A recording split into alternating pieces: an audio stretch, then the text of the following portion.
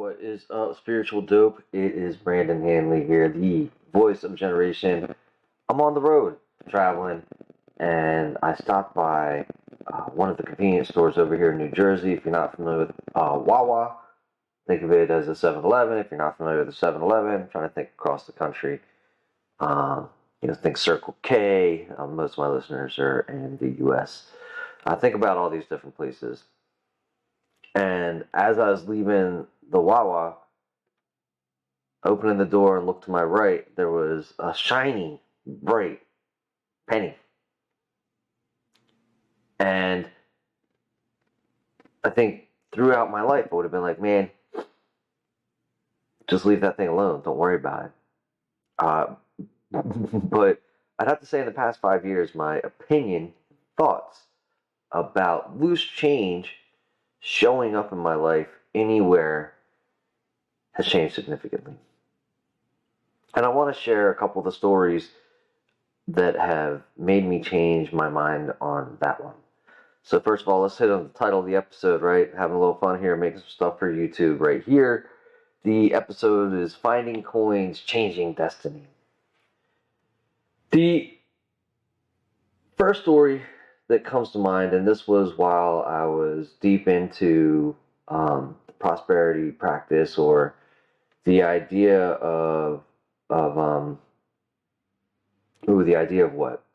The idea of the universe giving you everything you need, or while I was reading Napoleon Hill's Think and Grow Rich book quite a bit, he talked about once you kind of see things in the way that money starts coming in, it starts coming in from everywhere. You don't know where it's coming from.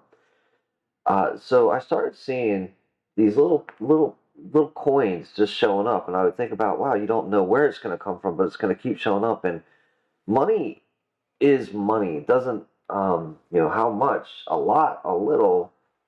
When we think about in our subconscious, we think of money, we think we've either got it or we don't, right? You got it, yay, or you don't, boo. So when you see money showing up at all and for free from the universe with effortlessness and all this other stuff, so that was my first kind of foray into be like, oh wow, there's a nickel, there's a penny, there's a dime, what? Awesome. And just being grateful for the universe, just throwing stuff at you, giving you money for nothing, giving you money just for being. In the same way that it gives you sunshine every day. That's free of cost. Like, it doesn't cost you nothing, right?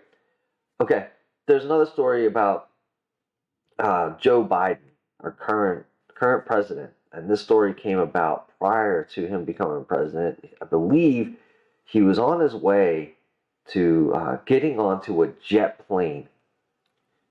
He's on his way to getting onto a jet plane, and he stops on his way, bends down, picks up a dime, and he puts on the big shit-eating grin, right? Like he knows something nobody else knows. What? Why? This dude is like getting ready to hop on a jet plane, picks up a dime, and he's thrilled about it. Okay, well, look, this guy knows something I don't. So I was like, you know what? Maybe Joe Biden is in on the same thought process as me, and he's like, hey, the universe is giving me all the time, nonstop, money, money, money, money. Universe provides, that kind of thing. And so I was like, cool. If Joe Biden can do it, now he's our president, there ain't nothing wrong with me bending down and picking up a penny. Like, I'm not so prideful that I'm going to tell the universe, hey, you keep throwing money at me, universe, and I see it, but I'm not going to take action to acquire it. Okay? So there's that story. The other story comes from somebody that was on the podcast. I don't know if he was on this podcast. I'll have to go back and look. He was I think he was on my Prosperity Practice podcast. Dude, I forget his name off the top of my head. Deal is, he's done well for himself. Okay, done very well for himself. Came from nothing, had a great mentor, and his mentor had been took him out to buy his help him procure his first real estate property. And as he and his mentor were walking along towards his first property, they stepped over a nickel. He stepped over it, and in his mind, he's like, "Well, I don't want to bend down and pick it up. I'm here with this dude who's like mad rich, and I don't want to look like a goofball and like all this other stuff. And I'm too prideful." His mentor stops and says, "Listen, if you're not going to bend down and pick that up, I am. Because if you don't want money, I do." Right? This goes back to what I was just saying. The universe is giving you money. The universe is tossing it at you. Little, maybe. And again, don't think about it in terms of a little, a lot, some, or definitely think about it in some or none. It's like bits and bytes. An O is one signal, and a one is another signal. You've either got some. I'm gonna find my fingers and make it work right. I'm doing a little video to go with this as well. Got some, that's one. Yay. You got none, that's a zero, right? So the universe says, hey, take it or leave it. I'm giving it to you if you want it. Ain't no thing. I can do this all day long. I can turn this thing into a river if you want. And once you accept that the universe is doing it for you, with you, then you're like, all right, cool. Let it keep rolling. It's always going to keep happening. And finally, this last one is more on beyond just kind of like wealth creation or wealth noticing. That's terrible phrasing there. It goes to how to totally change your mind on some of this stuff. So I was on my way again. A Wawa. Wawa keeps popping up, right? I don't know what it is. So I went into another Wawa on the way towards teaching breathwork to a group of men at a sober living house. Went into the restroom, and as I came out, there was there's a little cork board there, the board of like stuff people put their cards up on or anything else on. I buy comics, or reach out to me for a massage, or I'll mow your lawn. There was a piece of paper, and there were these I'll call them big little plastic baggies. I was about to call them like dime bags. It's about the same size, and actually I guess there's a pun in there, because in these bags there was a coin, there was a nickel, there was a penny, there were dimes, quite literally. And on that, I'm gonna have to read from. I didn't commit this to memory. On that paper, there was a something written there. So I stopped and I read it, and it said, "Do you sometimes feel lost, run over, or beat up by life? An unexpected expense, or an illness, or injury, loss of a job, or the death of a loved one are just a few of the things that can have an adverse effect on our outlook of life.